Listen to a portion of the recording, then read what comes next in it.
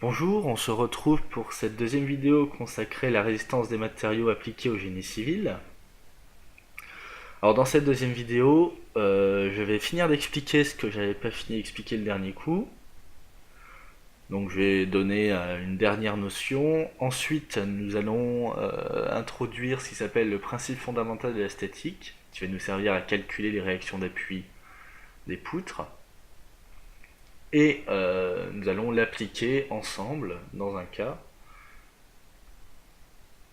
Donc définition et explication. L'élasticité. Alors l'élasticité, qu'est-ce qu'un phénomène élastique? C'est un phénomène élastique, c'est un phénomène, désolé, qui suit la loi de Hooke.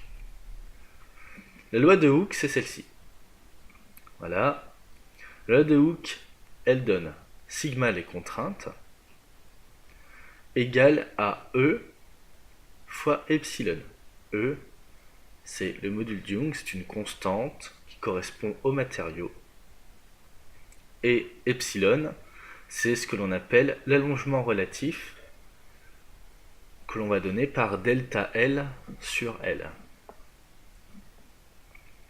Alors nous avons ici une éprouvette de matériaux dessinée en noir.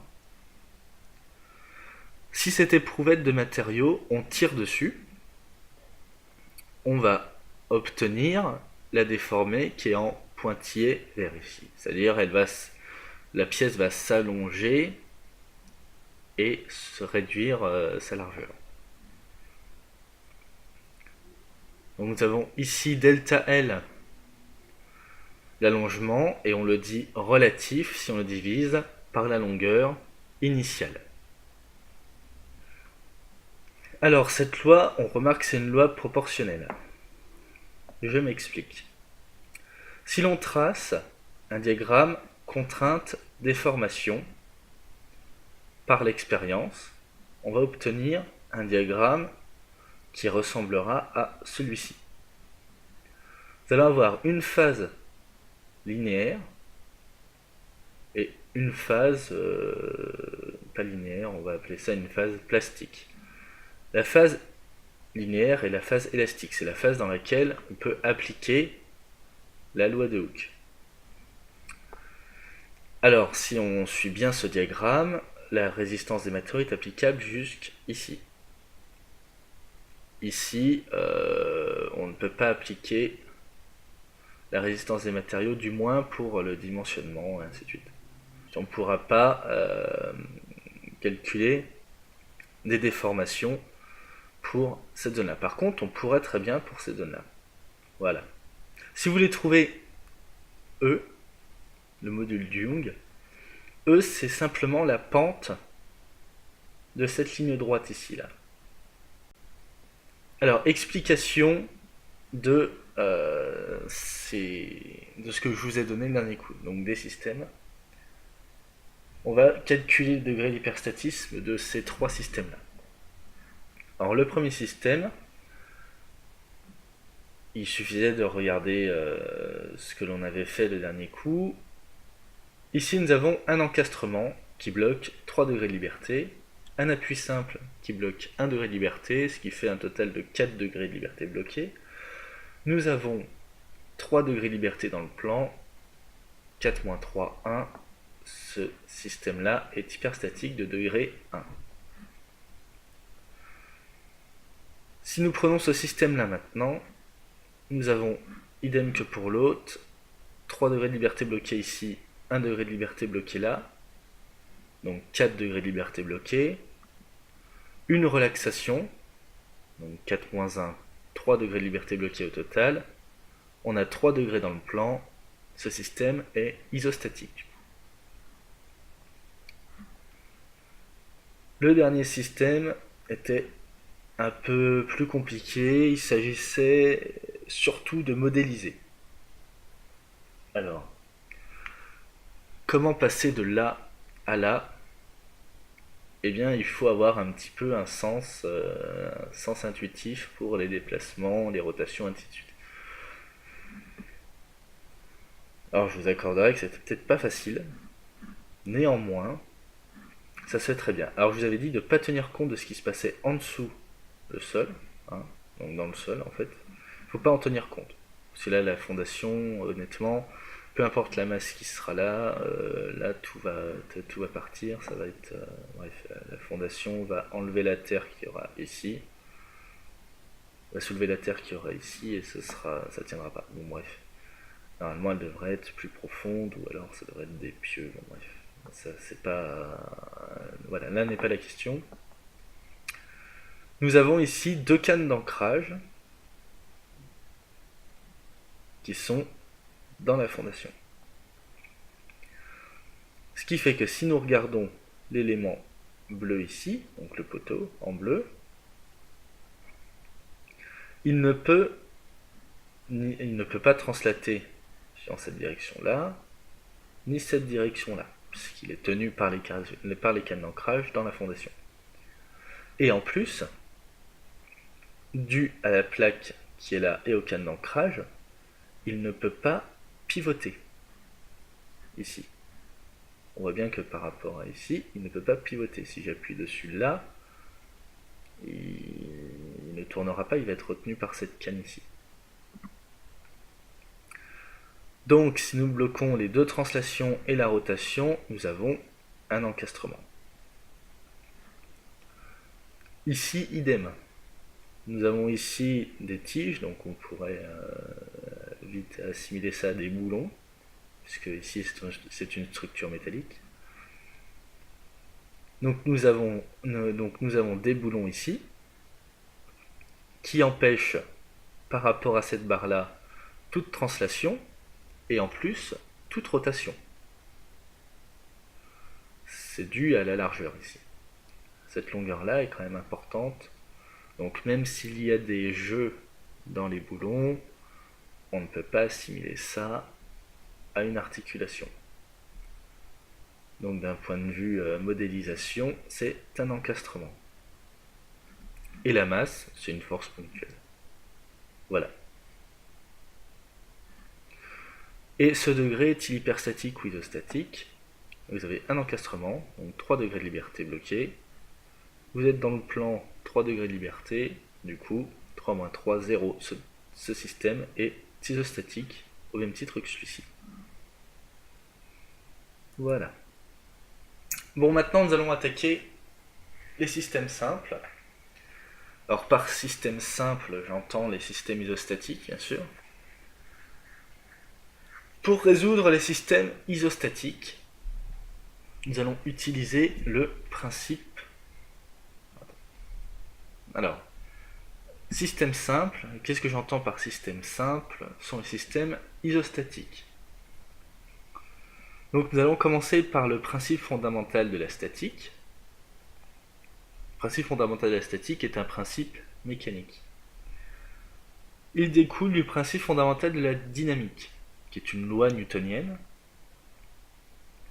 Cette loi, nous l'avons écrite ici, m gamma égale somme des forces. Bon, c'est vrai que pour celui qui n'a jamais fait de mécanique newtonienne,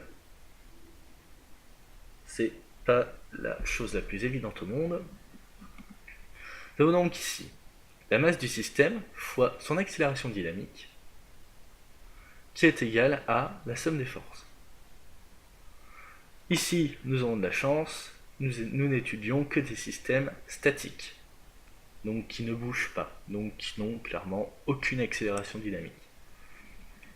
Si gamma égale 0, du coup nous obtenons que la somme des forces est égale à 0.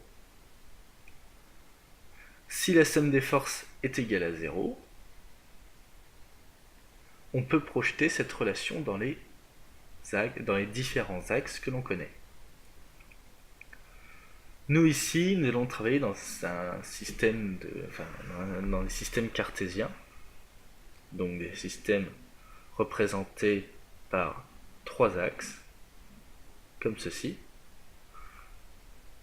Bon, un peu plus tard, nous verrons des systèmes dits polaires, qui ne sont pas décrits par la position en X, en Y et en Z, mais par juste une longueur et un angle. Voilà. Et ça restera sur le plan. Bon. Ici donc nous avons le repère cartésien. pour ceux qui ne savent pas ce qu'est un repère cartésien, vous prenez ici le plan, donc ce qui correspondrait physiquement à une feuille de papier. Vous avez dessus un axe Y. Perpendiculaire à cet axe Y, vous avez un axe X. D'accord? Et perpendiculaire à l'axe X et à l'axe Y, vous avez l'axe Z. Voilà. Le système cartésien, c'est surtout ça, c'est surtout qu'on a un repère orthonormal. Ce qui veut dire que tous les axes sont orthogonaux aux autres. Cet axe est orthogonal à cet axe-là et cet axe-là. Oui, ça c'est pas bien grave, c'est une perpendicularité, c'est tout. Il faut retenir que les axes sont perpendiculaires entre eux. Donc voilà. Système simple, donc du coup nous allons voir le PFS, principe fondamental de la statique. Une fois décomposé sur ces trois axes-là, sur les trois axes du système cartésien que nous avons ici. Donc nous avons la somme, donc là c'est écrit un peu en langage mathématique, mais vous allez voir que c'est... Si vous n'êtes pas mis avec les maths, ça va vous faire peur sur le coup, et une fois expliqué, en fait, vous allez voir que c'est simple. Nous avons ici la somme des forces suivant l'axe X, qui est égale à 0. Ici la somme des forces suivant l'axe Y, qui est égale à 0. Ici nous avons la somme des moments induits par les forces sur un point A, peu importe le point en fait, suivant l'axe Z, voilà, les moments sont suivant l'axe Z, égale à 0. Voilà l'explication. Nous allons voir ça dans un petit exemple tout de suite. Qu'est-ce que le moment? Parce on en parle ici. Si vous ne savez pas ce que c'est, ça va pas être évident. Le moment, simplement l'expression de la force de rotation. Il y a une formule mathématique pour ça qui dit que, là par exemple, admettons, on va appeler ce point-là A, ce point-là A, ce point-là C, cette force FA, eh bien, le moment de FA en C, c'est FA vectoriel à C. Autrement dit, en langage un peu plus mécanique et un peu moins mathématique, c'est la force fois son bras de levier. Qu'est-ce que le bras de levier? Le bras de levier, c'est la plus courte distance entre le point et cette force. Comment trouve-t-on la plus courte distance entre le point et la force? Simplement en traçant une perpendiculaire à l'axe de la force, voilà, passant par le point auquel on veut le moment. Et donc la distance entre le point et l'axe va nous donner le bras de levier.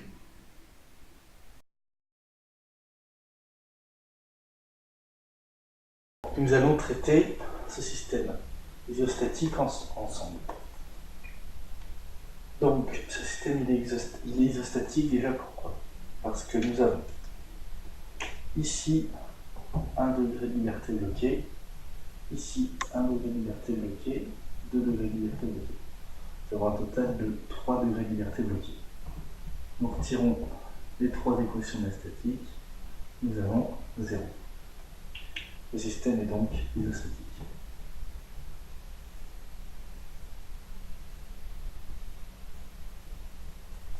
Ce système, il s'agit d'une poutre sur deux appuis, un appui simple, un appui double, avec une force à une distance alpha. Imaginons, c'est une planche, vous marchez dessus, si alpha évolue, c'est-à-dire que vous vous déplacez sur la planche. Bon. Système assez simple, mais il faut quand même connaître les rudiments de la mécanique, c'est-à-dire le principe fondamental de la statique. Ce principe fondamental de la statique, on va l'écrire suivant des axes que l'on va décrire ici, un axe Y, un axe X un axe Z qui vient vers nous. Nous allons bien Y, X, Z. Et nous allons définir un sens de rotation positif. Je choisis ce sens, c'est une convention. Après tout, on s'en moque, j'ai choisi le sens horaire, j'aurais très bien pu prendre le sens anti-horaire. Ça dépend si on est plus mathématique, physique ou pratique.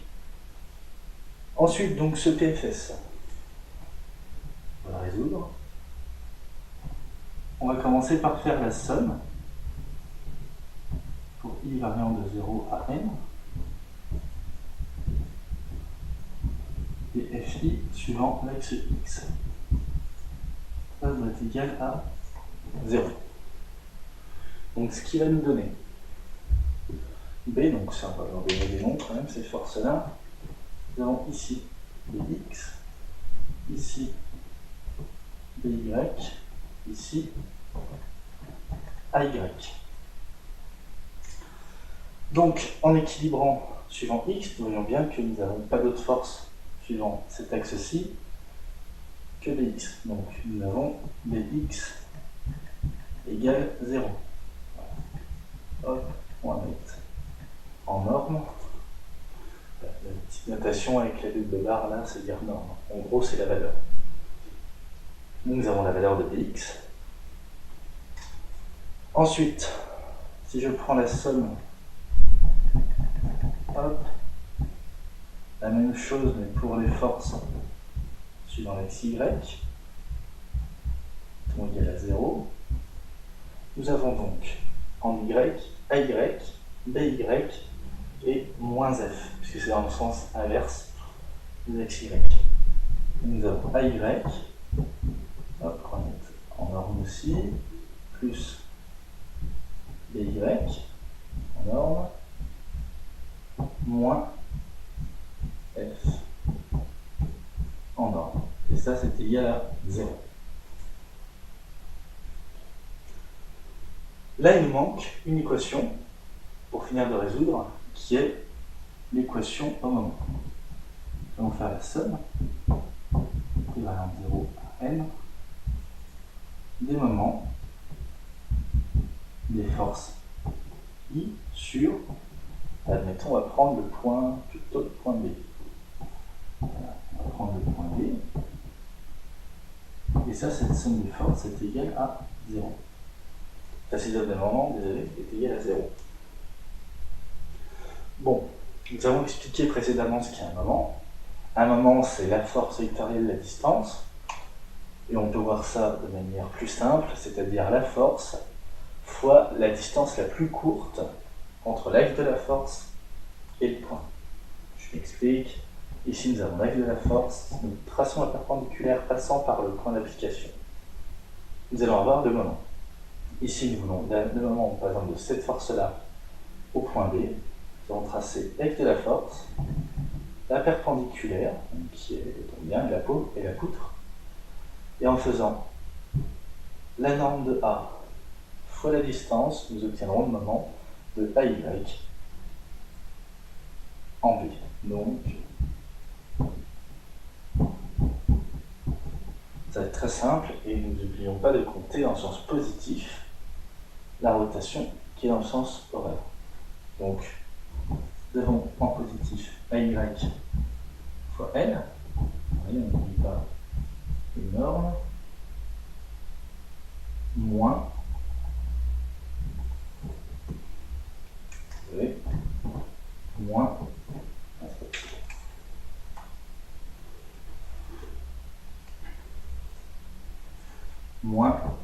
désolé, stylo me lâche,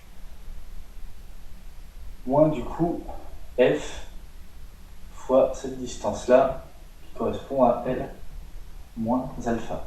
On voit bien qu'on a eu là, on retire alpha, c'est L moins alpha. Donc F fois L moins alpha. Et ça, c'est égal à 0. Il n'y a rien d'autre. Tout simplement parce que B passe par le point d'application. La distance étant nulle, le moment est nul. Idem pour BY. Donc voilà, avec ces trois équations-là, on a de quoi résoudre. Simplement parce qu'on obtient AY plus BY égale F. Avec ça, on obtient AY est égal à F fois L moins alpha sur L. On va l'écrire. AY est égal à... On peut continuer avec des normes. D'un moment, je les enlèverai les normes parce que normalement, ce qui compte, c'est la compréhension. L moins alpha sur L. Ça, si je l'injecte, je vais obtenir... Donc, je vais obtenir BY est égal à...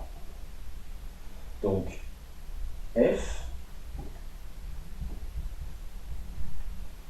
moins ce résultat-ci, donc F fois L moins alpha sur L. Donc on peut donner ça comme ça, c'est F fois 1 moins L moins alpha sur L. Voilà. Donc nous avons trouvé nos sollicitations AY, BY et BX. Cette méthode est simple et il faudra l'appliquer sur toutes les poutres pour trouver les réactions aux appuis. Ceci équivaut aussi bien pour les poutres isostatiques qu'hyperstatiques. Simplement, pour les poutres hyperstatiques, nous rajouterons d'autres équations que nous verrons plus tard. Alors voilà. Maintenant que vous avez vu, on a fait un petit exemple ensemble. J'espère qu'il aura été un peu clair. Sans ça, de toute façon, avec ces trois exemples-là, tout va s'éclaircir, mais essayez quand même de les faire par vous-même. Souvent, on a l'impression qu'on sait faire, et en fait, on se plante assez facilement sur des petites choses. Donc ici, vous avez une poutre sur deux appuis, comme on a vu avant, sauf que vous avez trois forces ce coup-ci. Deux forces, j'ai oublié une flèche ici, c'est pas bien grave. Vous avez deux forces qui valent F sur 2 et une force qui vaut F. Avec ici des longueurs, L sur 4, L sur 4, L sur 4, L sur 4. Bref, voilà, une longueur L. C'est pas bien méchant. Vous avez ici un arc avec en plein milieu une force. Vous avez ici le rayon de l'arc et ici le rayon de l'arc aussi. Donc c'est vraiment un demi-cercle. Troisième système, là qui va être un peu idem que le troisième système. J'essaie de faire comme ça en crescendo. Un système simple, un système où il faut réfléchir mais qui reste simple, et un système avec modélisation. Ici vous avez des murs, donc vous avez deux murs ici, vous avez deux poutres qui reposent sur ces murs, et ici trois poutres qui reposent sur ces deux poutres. Celle-là est au milieu, celle-là est au quart, celle-là est au quart aussi. Ici vous avez 4 mètres, alors ici vous avez 1 mètre, 1 mètre, 1 mètre, 1 mètre. Ici vous avez 2 mètres entre deux poutres, donc du coup ici vous avez 2 mètres, ici vous avez 2 mètres, et ici vous avez 2 mètres. J'ai rajouté des petits paramètres, alors si vous n'arrivez pas à le faire cet exercice-là, c'est pas bien grave, de toute façon on va le faire. Ça va introduire en plus ce que l'on va voir le prochain coup, ce sont les forces réparties. Nous ne voyons que des forces ponctuelles depuis le début. On va mettre un chargement réparti qui peut correspondre au poids de la poutre. Là nous avons une poutre qui vaut 1 décanewton par mètre. 1 décanewton c'est 1 kg. Nous avons une poutre qui fait 1 kg par mètre, et ici des poutres qui font 2 kg par mètre. Donc voilà, essayez de bien réfléchir à ça, et de toute façon on corrige ça la prochaine fois. Au revoir et à la prochaine vidéo.